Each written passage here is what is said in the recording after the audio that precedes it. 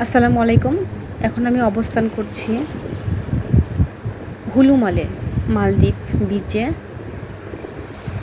মালদ্বীপের হুলুমালের এই বিচের পানি এতটা নীল, এতটা নীল, নিচের যে পাথরগুলি বা যে বালিগুলি আছে সেগুলি পর্যন্ত দেখা যাচ্ছিল, এতটা সুন্দর। আসলে মালদ্বীপের প্রতিটা বিচই এক এক রকম, এক এক ধরনের সৌন্দর্য নিয়ে তৈরি। মন ভালো করার একটি দেশ হচ্ছে মালদ্বীপ। সি বিচটা অনেক সুন্দর, আকাশে প্রচুর মেঘ ছিল।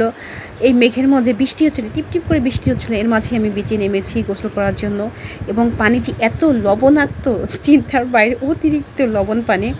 এবং বিচে অনেকক্ষণ ধরে হাঁটছিলাম, অসাধারণ একটা পরিবেশ।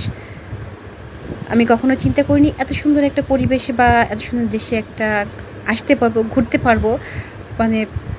অপূর্ব অপূর্ব।